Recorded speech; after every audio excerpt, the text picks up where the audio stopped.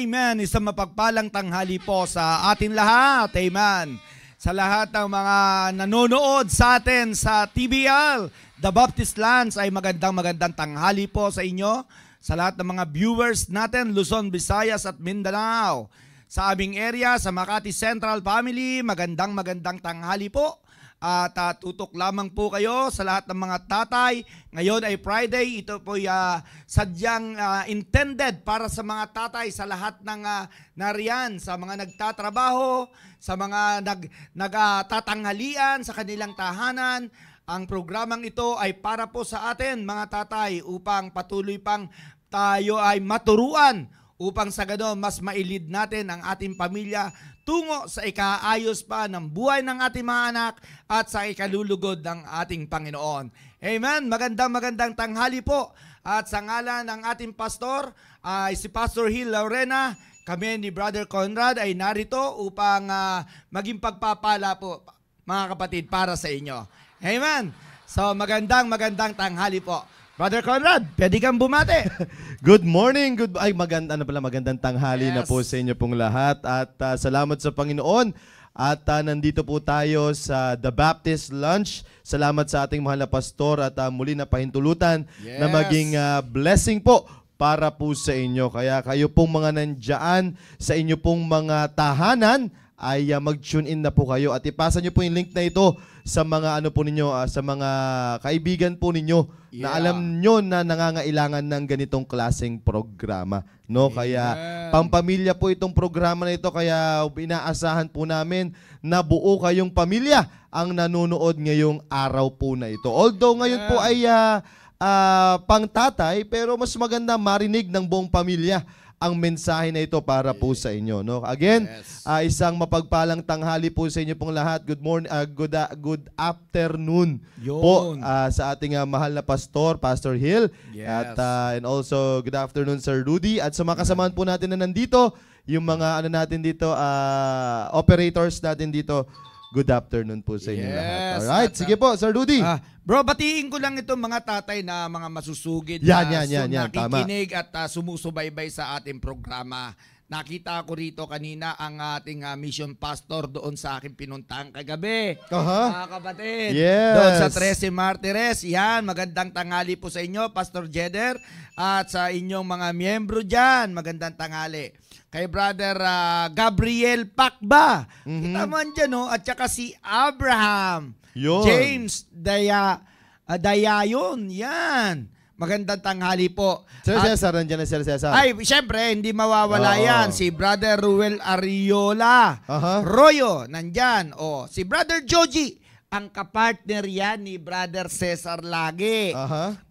At andyan siyempre, yung isang nanay, si Nanay Gemma Krampatanda, Linda Quiñones, Helen Kapundan, nakakatuwa naman. At ito pa, brada, yung hinahanap mo, Cesar Dejos. Yun. Ay, nabanggit mo ba dyan si Sir Andy Agdon? Ay, siyempre, nakantay ko. Andyan ba? Ang bilis Sir Andy Agdon. Sir Andy Agdon, magandang tanghali sa inyo dyan. At ay, pambihira, si Aloha Daep, yung aking kulay. Magandang tanghali sa iyo. Mira, bilib ako dyan, ha? Tutok na tutok, ha? Sige, samahan mo ang nanay mo dyan. At, tama. Siyempre, andito si Brother Jeffrey Unsat. Kita mo? Mambiran, dami. Chito Jacobe. Uy! Kita mo yung ganyan. Joan Bisuelo. Kita nyo ba? Hinerico Badi. Yan. Kita mo? Soon to be father yan. Mayroon pang Marjun Hinelio. Marjun Era. Kita mo yan? Kita mo, di ba? Kita mo, sabi ni Hinero, shout out sa nagwagwapuhang host. Pambira. Ang Crown talaga. Prince. Doon yan sa Cavite, Brad. Crown Prince kay Brother Ronald yan. Giray. Kita mo? So, brother, kumusta kayo dyan? At tutok lamang at sa mga kasama mo dyan, sa mga kapatiran natin na nandyan, na naaasahan mo sa gawain, ay magandang tanghali. So, sa tanghaling ito, mga kapatid, ay meron po mga pagpapala na hinanda po para sa inyo at alam kong ito ay muling makakatulong para mas lalo pang maunawaan o maalarma ang mga magulang, in particular ang mga tatay, sa kanyang pagtuturo sa kanyang mga pamilya o mga anak. Kaya ang pag-uusapan natin ngayon ay yung epekto, mga kapatid, yung epekto kapag ang isang leader ng tahanan ay hindi naging committed sa kanyang responsibility bilang leader ng tahanan. Yun. So yun po yung ating tatalakayin sa tanghaling ito. Alam mo, Brother Conrad, isa sa pinaka magandang laging alalahanin na yung laging malaman mo kung ano yung kahihinatnan ng bawat nagiging desisyon mo sa buhay. Tama. Okay? Sapagkat bilang isang tatay, tayo yung may responsibilidad at sa atin nakaatang yung responsibility na yon na turuan natin ang ating mga anak. At kapag hindi tayo nagkaroon ng paninindigan o hindi natin ginampanan yung ating commitment pagdating sa pagkakaroon ng strong leadership para sa ating pamilya, ay siguradong merong pangit na kahantungan ang ating pamilya. Kaya, at sigurado mga kapatid, hindi tayo gaganahang kumain kapag ganun ang nangyari sa ating pamilya.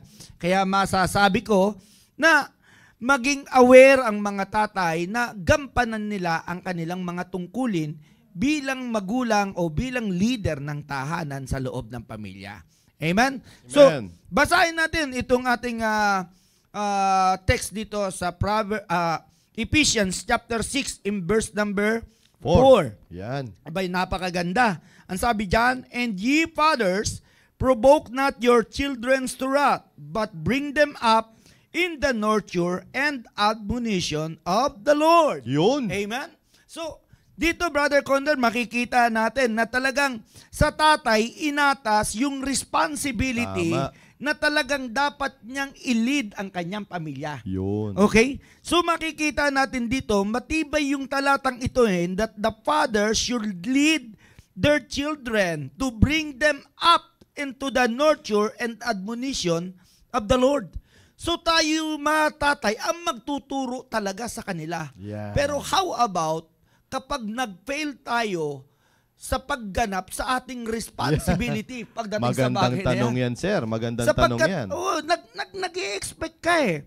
Ang tatay kasi, the moment na ito'y nagtatrabaho na, ang inaakala nito ay nagagampanan niya na ng lubos ang kanyang tungkulin bilang tatay. Binibigay niya na yung pangangailangan, material, physical, yung mga basic need ay binibigay na niya sa kanyang pamilya. Pero sabi ko nga, hindi yun ang nagpapaayos talaga ng ugali ng iyong pamilya ng iyong anak Hindi yun yung nagpapaganda ng relasyon ng anak mo sa Diyos. At hindi rin yun ang nagiging daan para lalo kang ikaw na tatay at ang iyong pamilya ay maging close sa isa't isa.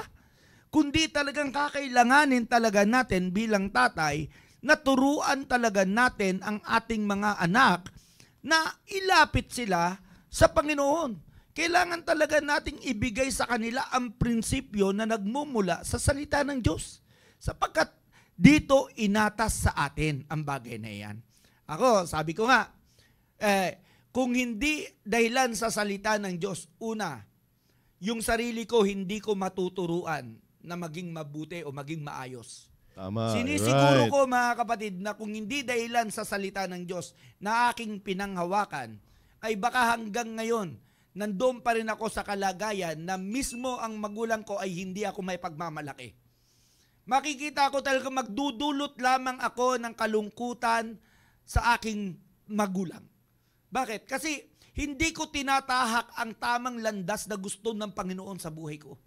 Sabi nga, mapapariwara ang buhay ko Dati nang nandoon Pero ang maganda noon, simula nung tinanggap ko yung salita ng Diyos, yun. at ako ay nangarap na, sabi ko, ang pangarap ko talaga magkaroon ng maayos na pamilya. Kaya wala na talaga akong ibang nakita na talagang mabisang gamot o mabisang bagay na ikaayos ng aking pamilya kung hindi yung salita ng Diyos. Kaya sabi ko, dito sa salita ng Diyos, pangahawakan ko na ito at dadaling ko na ito sa loob ng aming tahanan. Bakit? Kasi kailangan ko to unang-una bilang tatay magpapatatag ito ng aking sarili. At maayos yung aking pananaw sa buhay. Kapag nagkaroon ako ng ganong klaseng pananaw, maayos, ay maililid ko sa tama ang aking pamilya. Kaya ang kailangan kong gawin, una, tulungan ko ang sarili ko pagdating sa bagay na ito. Yeah, Kasi, totoo yan. paano ko makakapag-lead sa aking pamilya kung mismo ako unang-una bilang tatay ay hindi ko tinuruan ang sarili ko na sumunod sa salita ng Diyos. Kaya sabi ko, kailangan ko to. Kailangan una bilang tatay, ako una ang dapat na mabago. Ako dapat ang una na matutong sumunod kasi ako ang gagayahin ng aking mga anak. Yun. At yun ang nangyari, mga kapatid. Yun ang nangyari. Ngayon, nakita ko naman din, mga kapatid, nakita ko, nung ako naman ay sumusunod na, sabi nga nung unang pagpupunta-punta ko dito, nasasaktan ako sa tuwing nakakapakinig ako eh. Pero yun yung sakit na parang kahit nasasaktan ka, bumabalik-balik ka kasi alam mo na talagang kailangan mo yun eh. Masakit lang pakinggan pero talagang nakakapag-ayos siya ng puso mo. Naayos yung espiritu mo kasi yun yung sinasabing natauhan ka, no? Yun yung salita doon eh. Natauhan ka, no? Bakit nakikita mo talaga yung kamalian mo? At nakita mo na meron pang pag-asa para itama yung mali mo. Meron pang pag-asa na para may ayos yun. Kaya nga sabi ko, pambira. Pabalik-balik ako dito, pabalik-balik ako dito. Hanggang sa nagugustuhan ko na talaga. At eto na ngayon. At umabot na ako na ini-invite ko na ang aking mga anak na mismo yung aking asawa ay hindi makapaniwala na ako ay seryoso na sa ganitong ginagawa ko. Hindi siya makapaniwala eh. Sabi nga nung asawa ko, nung in-invite ko minsan, Brother Conrad, yung mga anak ko, nung ipinagpaalam ko, dadaling ko kako si Roda. Aba, sabi niya, tigila. Pwede ka pumunta doon, pero tigil-tigilan mo na yung mga anak mo. Walang tiwala sa akin yung asawa ko eh. Pero, di syempre, inumpisahan ko na lang kay Bunso. Yon. Dinala ko si Bunso, di ko na pinagpaalam. Ayos. Tapos syempre, ikaw naman dito may Sunday school may mga bata. Syempre dahil bata yan, ang gusto niya rin yung kapwa niya bata. Di ba? Magaling yung mga nagtuturo dito, yung mga Sunday school teacher. Kakaiba talaga may mga ibang klase kung magkwento, ibang klase kung magturo. Tapos tatatakan pa ng mga star-star sa may star-star pa yan. Siyempre, iyayabang ng anak ko yan. Katapos ipakikita niya yung papel na may mga check. May mga ganon. May color-color. Pamira, tuwan-tuwa ako ipinakikita ko naman ngayon sa aking asawa yung ginawa ng aking bunso. Pamira. Siya, nung una, syempre, hindi niya na-appreciate kasi ang akala niya, punta-punta lang ako rito, punta-punta lang ako. Sabi nga nakita niya na sa akin yun noon na talagang pasimba-simba pero wala rin naman nangyayari pagkatapos magsimba, sabi nga, painom-inom din naman, pasugal-sugal. Kaya wala rin nangyayari. Pero nung dandito na ako, talagang sabi ko nga hindi mo malilimutan talaga sapagkat bagamat nasaktan ako, yun yung kauna-unahan, nag-commit ako na hindi na ako maninigarilyo. Yun. Isinuko ko nung araw na yun, yung sigarilyo ko, July 10, 2006. Sipin yung yan, pambira, kaya hindi ko malimutan yun Kaya pag uwi ko, pambira, parang pakiramdam ko, santong-santo ako Pero hindi mga kapatid, patunay lamang talaga na may epekto sa akin ang salita ng Diyos. Kaya ako nakapag-commit ng ganon. Tama. Alam niyo mga kapatid, nung ikinumit ko na hindi na ako maninigarilyo, mga kapatid, sabi ko nga, humingi talaga ako ng prayer request. Sabi ko sa nag-invite sa akin, ipag-pray mo na makayanan ko yung naging desisyon ko. Yun talaga yung ano ko. At salamat naman kasi na sa tuwing pupunta ako rito, naririnig ko yung list, yung pangalan ko na ipinagpipray ako sa pulpito ng mga full-time. Kasi tuwing Sabado, merong prayer meeting eh. Nandun yung pangalan ko, iba'y pambihira. Sino ka ba naman pambihira? Ilang tao, ilang full-time yun na lumulod sa harapan para lang ipag-pray yung pangalang Brother Rudy? Aba, pambihira talaga naman. Abay, sa totoo lamang po, mga viewers namin, ay talagang doon po nagsimula ang lahat. Sapagkat na-appreciate ko po talaga eh. Kaya sabi ko, hindi ako espesyal na tao, pero talagang salamat dahil may mga taong nananalangin para sa akin. At doon po yun. Yun yung nakita ko, yung kaseryosohan ng mga anak ng Diyos na committed sa ipinangako nila sa Panginoon. Tama. Committed sila eh, kasi bilang lingkod ng Panginoon, yung mga full-time, makikita mo yung commitment nila na isinasama ka pa sa panalangin nila. Tama. Like, kung hindi sila committed, ay bakit pababanggitin yung pangalan ko? Seryoso sila sa bagay na yun. Yes. Kaya sabi ko, ako naman, ay siseryosohin ko rin bilang ipinagpipray, bilang bagong mananampalataya. So, nung nag-commit ako na, hindi ko na ako maninigarilyo. In that case, sabi ko nga, maaaring ako, wala pa sa akin yun. Kasi, bisyo yun eh. Pagkatapos mo mag-commit, hindi naman tumatagal yung pagkukumit ko. Nawawala din eh. Pero this time, kakaiba na. Aba, yun yung matindi po, yung talagang maging totoo ka na sa commitment mo. Tama. At sabi ko, ganun na ganun din ang gusto ko mangyari sa pamilya ko. Yung malid ko rin sila, kasi ayoko na sa kanila pa ay maging sila ay manigarilyo rin o humawak ng mga bisyo. Yeah. Mapabarkada, magkaroon ng maling impluensya na siya magdudulot sa kanila sa kapahamakan. Kaya sabi ko, dapat sa akin sila makinig.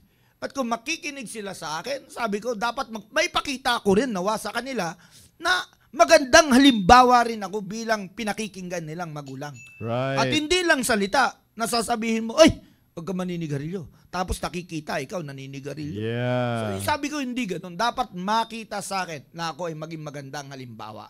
Kaya, sabi ko, tutuluyan ko na to. Tutuluyan ko na to. Dito na. Yun na yung, ito na yun eh. Makita nyo naman mga kapatid, biyaya naman Panginoon, 18 years na po tayo. At kung darating ang July 10, 19 na. Aba, pambira, di 19. Ilang tulog na hulang yan. O, di po ba? Di 19 years na po ako dito sa simbahan. Biyaya ho ng Panginoon yan. O, di po ba? Kaya alam nyo, masarap din bilangin yung, yung mga edad mo. Yeah. Kaya, yun yung mga edad na masasabi mong nagkaroon, bawat taon nagkaroon ng kabuluhan ang edad mo. Yeah. O, di ba? So, alam nyo, mga tatay, alam mo, dito sa mga bagay na ito, maraming makaka-relate sa atin. Paano kaya kung hindi ako naging committed sa aking obligasyon o responsibility sa Panginoon bilang magulang? Ano po? Paano kung hindi ko ginampanan yung aking responsibility sa aking pamilya? Saan pupunta? Ano ang mangyayari sa aking mga anak? Kung mismo ako, hindi ko niyakap yung turo na salita ng Diyos. Kung hindi ko aayusin ang sarili ko, saan naantong ang bagay na ito? Sabi nga, tayo nga lagi mo nang ipinapaalala sa iyong mga anak, pero sumasablay pa ang bata. How much more kapag hindi mo pinaalalahanan yan? Paano kung wala kang prinsipyong ibibigay sa kanila? Tama. Kaya sabi ko, pambira, meron talaga, may epekto talaga sa kanila ang salita ng Diyos. Kaya bilang tatay, isipin natin, ano ang mangyayari kapag hindi natin ginampanan ang ating pamilya? Siyempre, matutulad yan una sa naranasan natin. Mapapabarkada yan. Yayakapin nila yung maling prinsipyo. Ang prinsipyo ng sanlibutan. Pag nagkaganon, ano pang hihintayin natin? Hindi pagkapahamak lang nila. Uuwi, isang araw, uuwi sa iyo.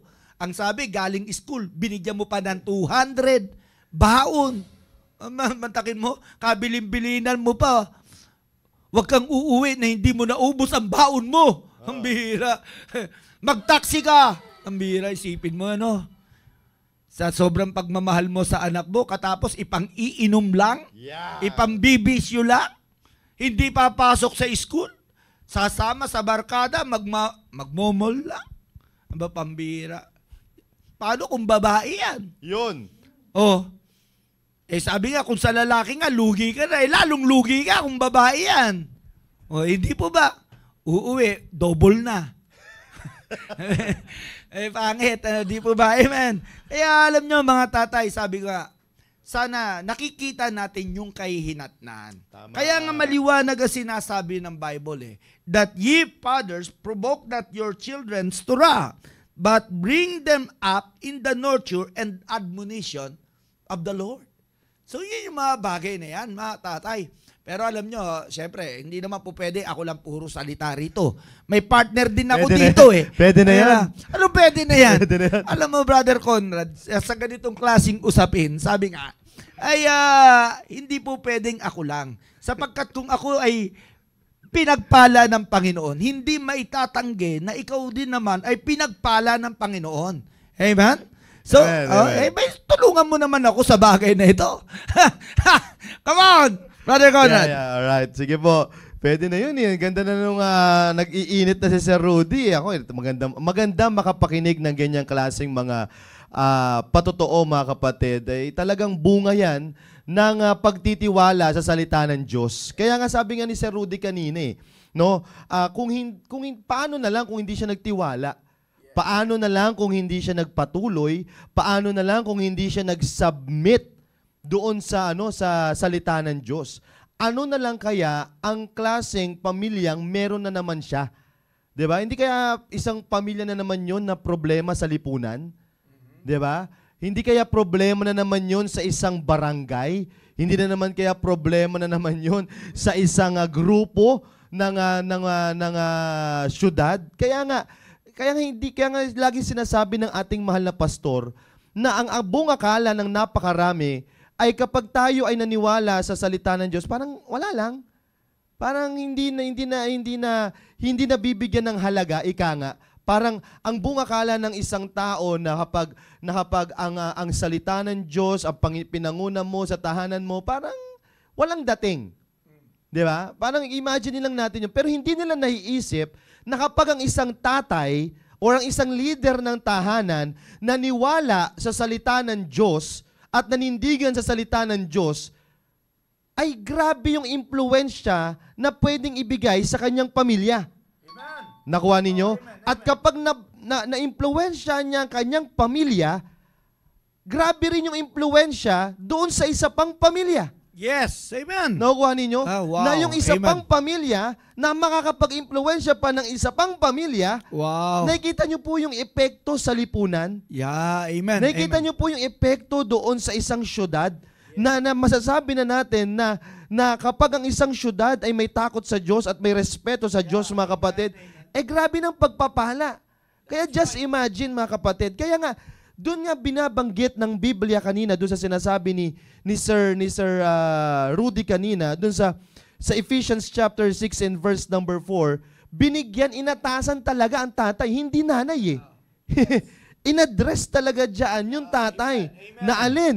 Na tayo mismo ang magno-nurture at mag-a-admonish saan? Doon sa Panginoon. Tayo yung mag-e-educate. Yes, Tayo amen. yung inatasan. Oo. Na alin? Na ibigay natin, i-bring up natin yung alin? Yung ating mga anak. Wow. Saan? Sa Diyos, mga kapatid. Yes. Kaya nga, yun po yung sinasabi natin na ang buong akala ng napakaraming tao na kapag ikaw ay nagtuon ng pansin sa Diyos, parang ano lang, wala namang nangyayari. Maganda yung buhay ng pamilya, parang ganun lang, parang doon na lang nag-e-end. Which is no. Hindi po mga kapatid. Malaking epekto po yan sa lipunan po natin. Akalain mo yung isang pamilya, napakaganda, merong respeto sa Diyos, merong pagkaalam sa Diyos.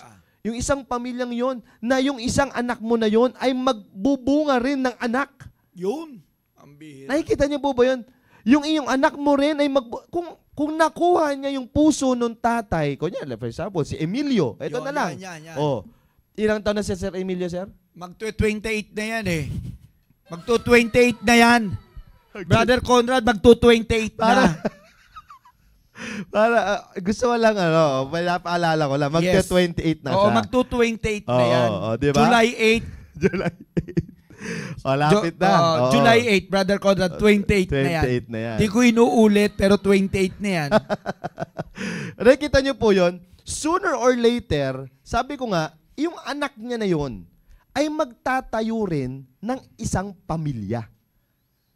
Kung sabi ko nga sa inyo, paano kung si Sir Rudy ay hindi nagpatuloy at hindi nanindigan sa salita ng Diyos, saan kaya dadalhin ni Sir Emilio yung kanyang mga anak din?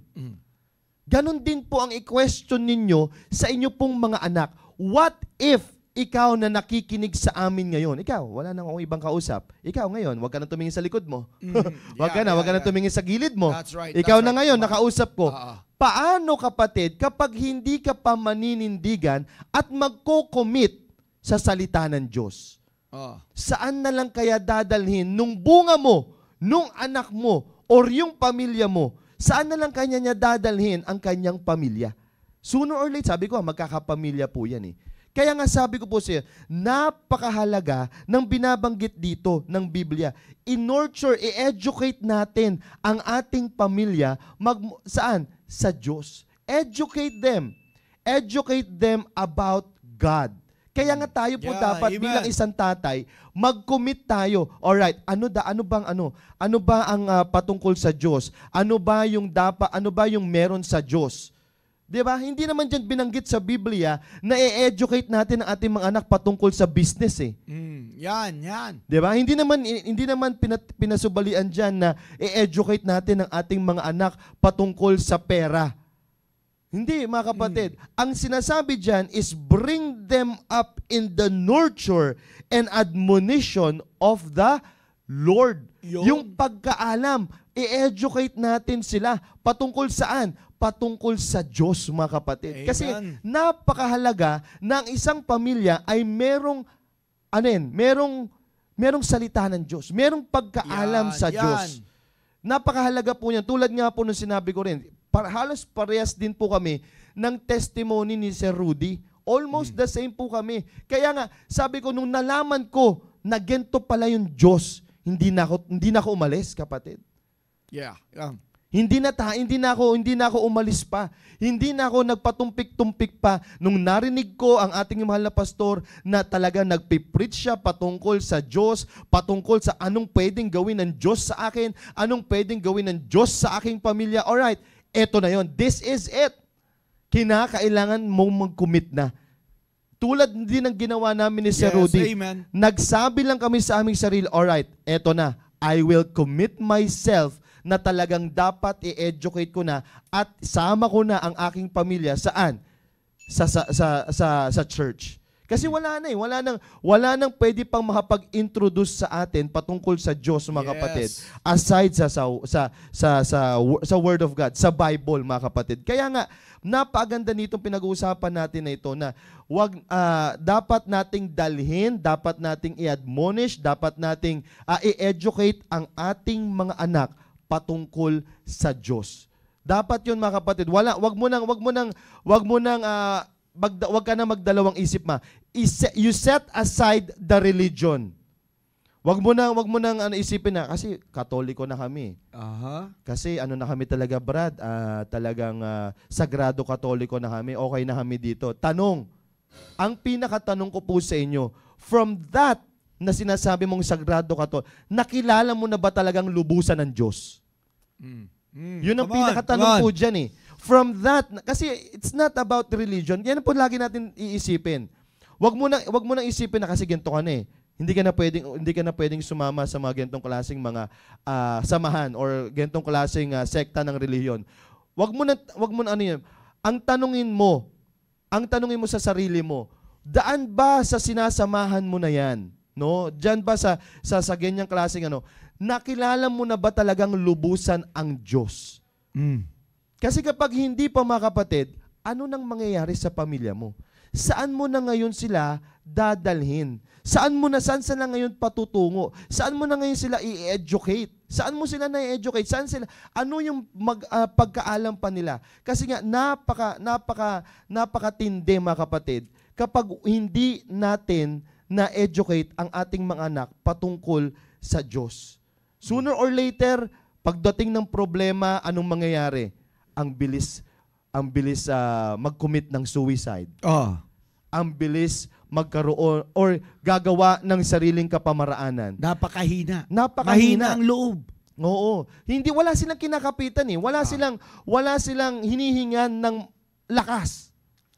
Naunawa mo ba yun, Sir Rudy? Kaya nga, sabi ko nga po, pag ang pamilya, pag wala ang Diyos dyan sa loob ng tahanan na yan, sinisigurado ko po, weak ang foundation niyan. Yeah, that's right. Napaka-weak po ng foundation po niyan. Kaya nga, sabi ko po sa inyo, bilang isang tatay, you need to commit yourself to know God more.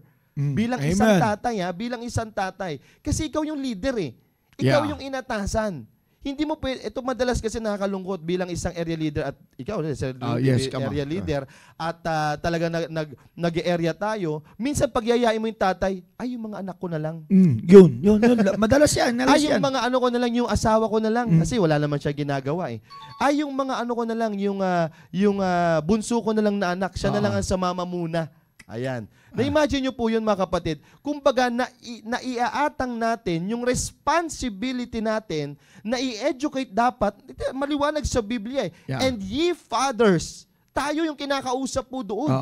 Tayong mga tatay. Sabi po doon, tayo yung mag-e-educate sa ating mga anak. Eh ano nangyari? Inatas natin saan? Sa mga anak natin. Yan. Kapag ganun po ang nangyari, sablay na po yun sa disenyo po ng Biblia.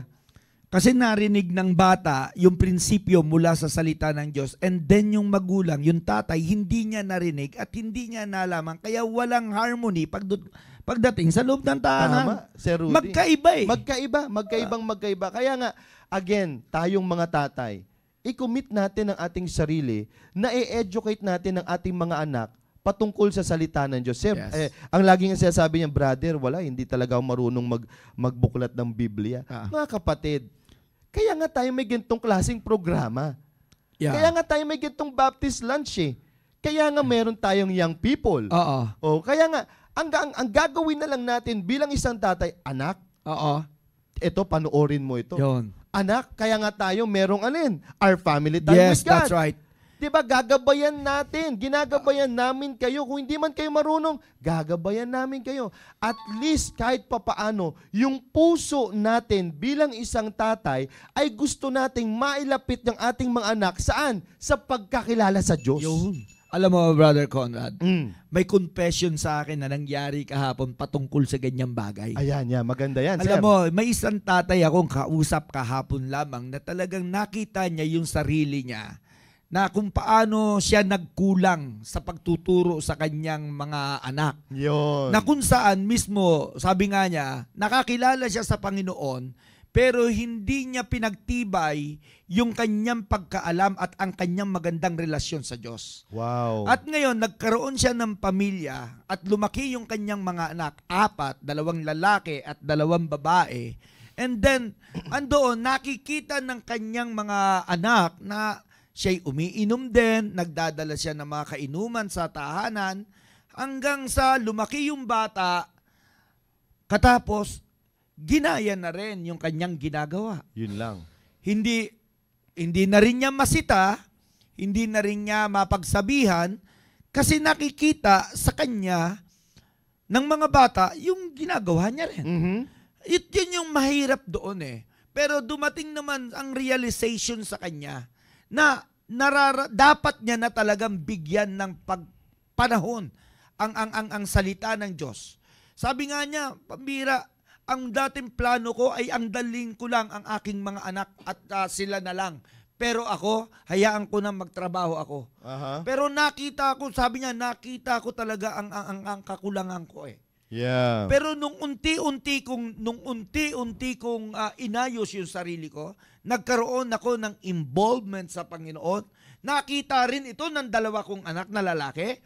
Abay, nakita nila hindi na ako naninigarilyo. nakita nila hindi na rin ako umiinom. Mhm. So ganun na rin ang ginawa ng mga bata at hindi na rin sila nagdadala ng mga barkada upang mag-inuman sa kanila. Sabi ko, magpatuloy ka lang, Brad. Sapagkat sa pagtuturo, hindi lamang dapat salita kundi maipakita sa gawa. Tama. At yun ang pinaka-the best. At hindi pa huli ang lahat. Hindi pa huli ang lahat. Maaring nagkulang ka nung una sapagkat ikaw ay mahina, pero ngayon ginising ka at narito ka na ngayon sa gawain ng Panginoon. Huwag mo nang alisin ang sarili mo, kundi pagtibayin mo ang pagkapit mo sa Panginoon. Yeah, Abay, totoo yun yan. ang pinaka-alam nyo mga tatay. Sabi ko nga, not until ma-realize mo ang talagang kalagayan ng iyong pamilya at makita mo kung ano na yung activity na ginagawa ng iyong anak. Sana maalarma ka dyan. At kailan ka gagawa ng desisyon? Kapag ito ba ay lumala na at wala nang respeto sa iyo? Kailangan pa bang umabot sa ganong klaseng sitwasyon? Mga tatay, sabi nga, habang may panahon pa, gamitin mo yung oras na ito upang sa ganon, mailid mo sila. Yeah. Umpisahan mo, tatay, pagpakita ka bilang magandang halimbawa. At actually, Brad, sabi nga, kahapon magkasama kami, in-enjoy niya, Brad. Ay, yun ang pinakamasarap. In-enjoy niya. Kasama niya yung pamilya niya, mga anak niya, na nasa gawain sila ng Panginoon. Ini-enjoy nila. Sabi ko, yan yung pinakamaganda, Brad, yung ma-expose ang bata sa gawain ng Panginoon dahil pinangungunahan mo. Amen. Pambira, magkakaiba tayo ng magkakaiba yung pinagkatiwala sa atin ng Panginoon. Maaring hindi mo pa alam mag-share, hindi mo pa alam mag-soul winning, o mag-disciple man lang. Pero sabi ko, bilang tatay, binigyan ka ng karunungan ng Panginoon kung paano pangalagaan ang iyong anak. Kaya sabi ko, huwag mong ipagkakait sa kanila na sa araw ng linggo at tuwing linggo at sa tuwing mayroong gawain sa simbahan, makapiling ka nila. Huwag mong ipagtulakan sila lamang kundi talagang andoong ka kasama nila. Yeah. Yung pinaka-the best doon. At actually, mga tatay, dapat dinitreasure natin yung ganung mga moment. Yung kasama mo ang asawa mo, kasama mo ang mga anak mo, nagsisimba kayo, ay pambihira, magpa-picture ka na magpa-picture. Totoo yan. Right. Pagkakataon mo para manalangin para sa kanila at naririnig nila ang panalangin mo. I-treasure mo yan. May isang araw, lalaki ang mga anak mo, iba na kasama niya. Iba na ang ipapanalangin niya. Kaya nga habang may pagkakataon, pirayin mo na. I-treasure mo, Brad, ang mga moment na meron kayo. Pahalagahan mo. Ang sarap kaya na andyan yung bunso mo, nakikinig sa'yo, naglalambing sa'yo, naglalambing dahilan sa nagigiliw siya sa salita ng Diyos. Nararamdaman niya na may tatay siya. Ang sarap ng pakiramdam sa ganung bagay. At ang bira, yun pinaka-the best eh. Yung bang magpapakarga, yung bunso mo sa'yo, yayakap sa'yo, naglalambing sa'yo, daman-dama mo kasi, ang bira, isipin mo, may tatay silang katulad mo. Hindi ba? Amen? Amen. Kung yung tatay niya pambira, manginginom, pambira, paano yan? Sabi nga paano i-respeto yung dalaga mong anak kung ikaw naman, lalo na sa tuwing nakainom, nag-aamok ka. Sino yung tatay mo? Yun yung Tarzan. Kaubad sa kalsada. Kaya mga kapatid, napakahalaga nitong mga pinag-uusapan natin dito. Tayong mga tatay, sabi nga ni Sir Rudy kanina, wag kang magpapaninlang sa dyablo na wala nang patutunguhan yung buhay mo. Yeah, wag kang magpapaninlang sa dyablo na hanggang diyan ka na lang. Yes. Wag kang magpapaninlang sa dyablo na hindi na mababago yung buhay mo. No? Minsan kasi nandiyan na tayo, nagkakaroon tayo ng kaisipan na wala na, ito na ako. Mamamatay na lang akong ganito. Mamamatay na lang ako na manginginom. Mamamatay na lang ako na isang sugarol or babaero or naninigarilyo or nalugmok sa bisyo. Ganun na lang. Parang ganun na lang yung nasa isipan natin. Pero kapatid, hanggat merong salita ng Diyos, kaya kang baguhin yan. No, hanggat you can makikita mo naman sa buhay ng napakarami po nagpapatotoo. Hindi lang po kami, dalawa lang po kami na naririnig po ninyo. Amen. Pero marami pa po na ebidensya na talagang ang salita ng Diyos ay nagbabago ng buhay ng tao. As long as you will commit saan? Doon sa salita ng Diyos. As long as isasubmit mo ang sarili mo sa salita ng Diyos, hindi ka bibiguin na baguhin ng salita ng Diyos. Yeah. Kaya nga, yan lang talaga eh. Yun lang talaga minsan. Minsan nagkakaroon tayo ng isipan na, naku, mawawala na kasi to. Naku, mawawala na kasi itong kakasayahan ko. Sila kumpare, kasama ko kasi to eh. Sila kasi talagang matindi ang ko nito, ang pagkakaibigan namin na ito. Yeah, kapatid, amen. ang diablo na ang umaano sa inyo yan. Emotional na yan. Pero kung iisipin mo, kapag iisipin mo yung pagbabago at yung gusto mong mangyari sa sarili mo, alright. Sinasabi ko sa kapatid, hindi ka bibiguin ng Diyos na baguhin ka. Alright? Kasi nga, yan tayo eh. As long as we submit, as long as we commit ourselves, saan? Sa salita ng Diyos, babaguhin at babaguhin ka niyan. Marami. Dalawa lang kami nagsasalita ngayon sa inyo, pero napakarami pang mga tatay dyan na pwedeng magsabi na kung hindi sa salita ng Diyos, ano na kaya ang buhay nila? Kaya nga, imagine mo na lang yun, kapatid eh. Imagine mo na lang yun, paano na lang yung pamilya mo kapag magpapatuloy ka pa rin sa ganyang klaseng kaugalian mo. Ano na lang ang mangyayari? Ano na lang ang kakalakihan ng anak mo? Makikita niya yung tatay mo, yung ikaw mismo bilang isang tatay, yung tatay niya naninigarilyo. No, ito pa mo sa kalap na nasabi ko rin sa tatay ko dati. Na nasinok din ang tatay ko, sir. Oo. Sabi no, one time kami po ay ang tatay ko kasi ayaw niyang naninigarilyo ko. ayaw niya. Oo, sabi niya, ang bili niya sa akin, anak, wag kang maninigarilyo, ha? Aba? Oo. Pero, ito yung sinasabi mo sa akin, ito yung sinasabi mo sa Rudy. Kitang-kita ko naninigarilyo siya. Oh. Kitang-kita ko naninigarilyo siya. Oh. So, ito na ngayon. Sisinukin talaga siya dyan. Anong sinabi ko sa kanya? Bakit nga ikaw? Oh. Bakit ikaw, tay? Bakit ikaw, dad? Naninigarilyo ka. Anong sagot niya? Hayaan mo na ako. Hindi pwede yun. Hindi pwede yun. Kaya nga sabi ko po, sa inyo, maging mindful tayo. Tama yung sinasabi ni Sir Rudy kanina eh. Bilang isang tatay, hindi lang pwedeng tayo yung salita ng salita. Anak, hindi pwede yan.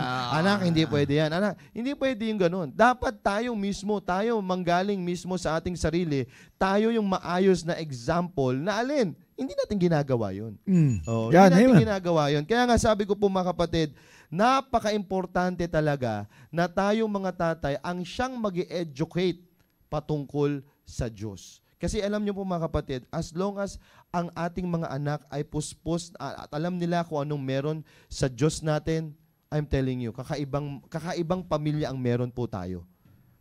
Makakaiba. Magkakaroon kayo ng isang anak na pag may problema, magpe-pray. Yeah. Magkakaroon kayo ng isang asawa na pag may matinding problema, mananalangin. Yun. Bakit? Meron kasi silang kilalang Diyos eh. Meron silang hihingin na tulong. Meron silang sasabihin na, Panginoon, yung meron matinding problema. Bakit? Kasi in-educate natin sila eh. Ni-nurture natin sila saan? Sa Diyos. Kaya nga napaka-importante bilang isang leader na tayo mismo dapat ang mag-educate saan? Sa ating pamilya patungkol sa Diyos. Tama ba yun, Sir Rudy? That's right, my brother. Alam niyo mga kapatid, ito po yan.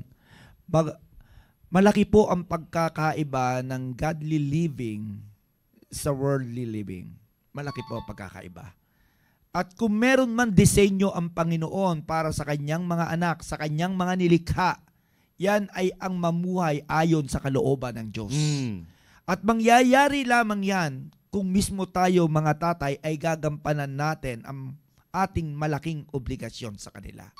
Tuturuan natin sila, ipakikita natin na tayo ang talagang mangunguna ayon sa plano ng Diyos para sa kanila. Kaya mga tatay, lakasan pa natin ang loob natin sa ganitong bagay. Sapagkat ang normal na pamumuhay ay ang mamuhay ka ng maka-Diyos na buhay. Yan ang normal na pamumuhay. Ang hindi po normal na pamumuhay ay yung mamuhay ka ng makamundong buhay. Mhm. Hindi yun ang disenyo ng Diyos kasi sa atin.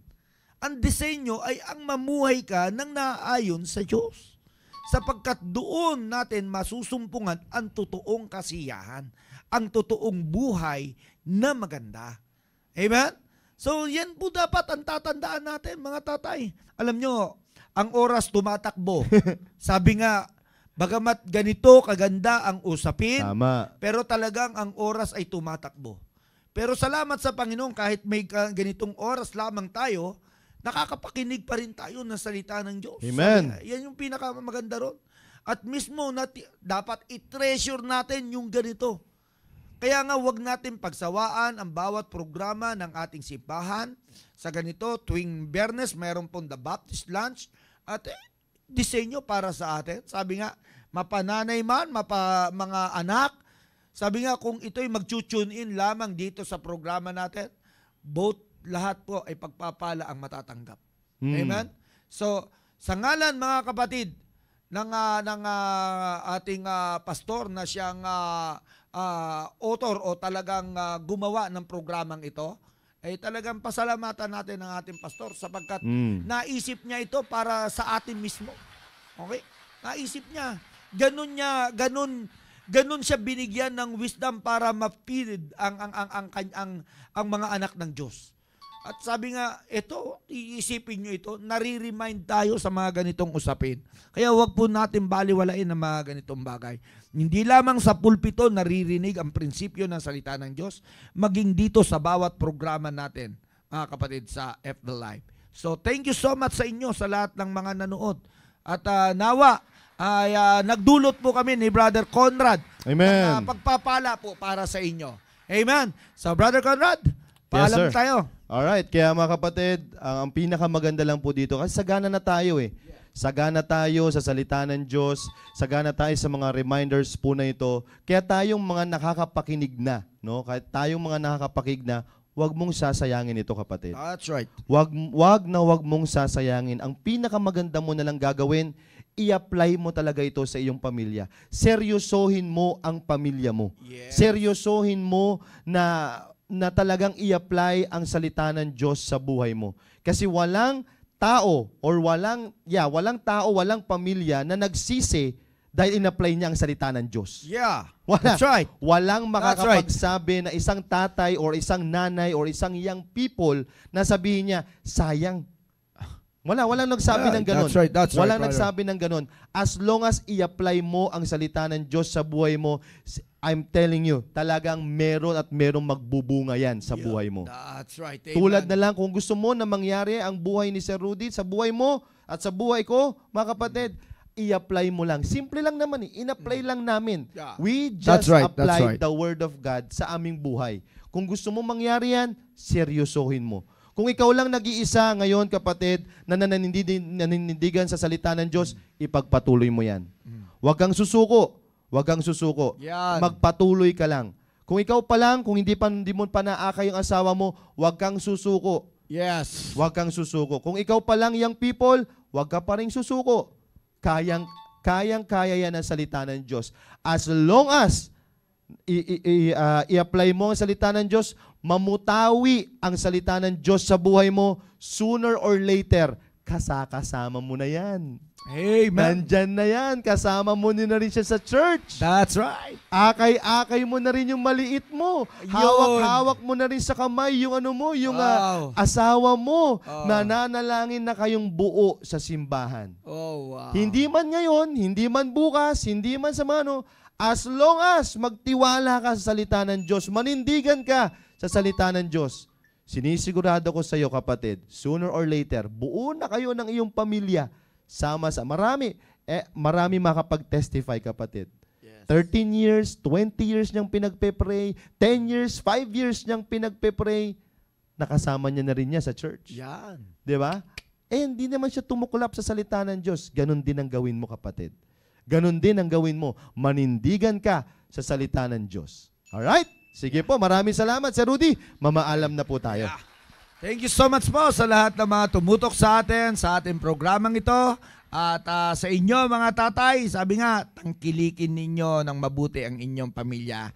Turuan natin ng mabuti. Amen! Amen! So, syempre, ang programang ito ay nagpapasalamat una sa Panginoon sapagkat tayo binigyan ng pagkakataon na magamit sa gawain ng Panginoon. Amen, At syempre, nagpapasalamat din kami sa ating pastor na kami rin naman ay binigyan ng pribileyo na makapagsalita po. Amen. Mga kapatid, para sa inyo. Lahat ng papuri ay binabalik namin sa Panginoon. To God all the glory. Thank you and goodbye.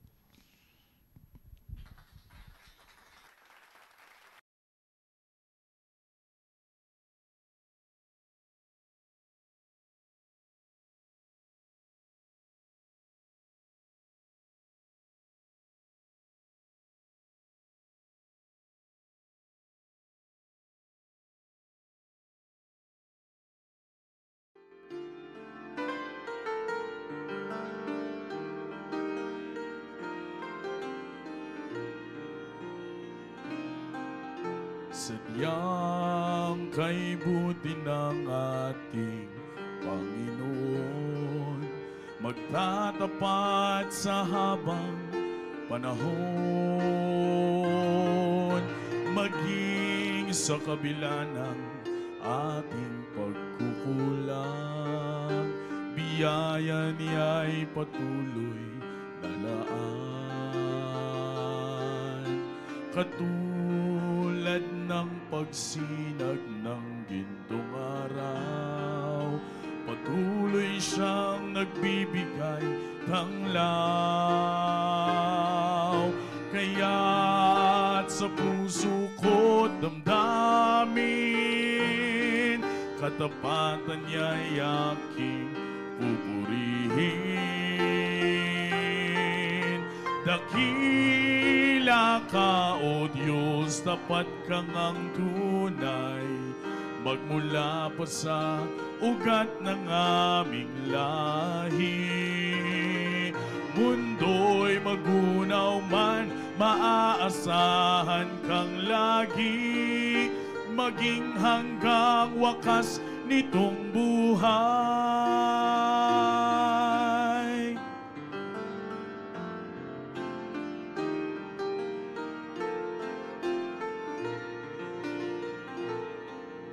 Kaya, O Diyos, kita'y aking pupurihin, sa buong mundo'y aking aawitin.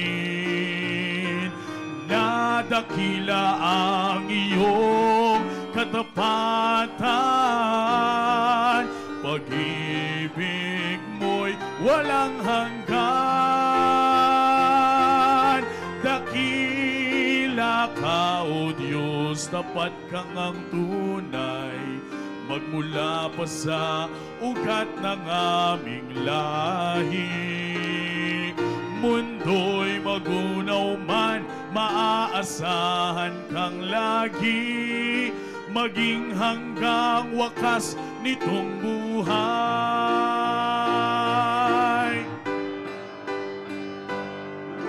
Dakila ka, O Diyos, sa habang panahon, katapatan mo'y matibay na sandigan.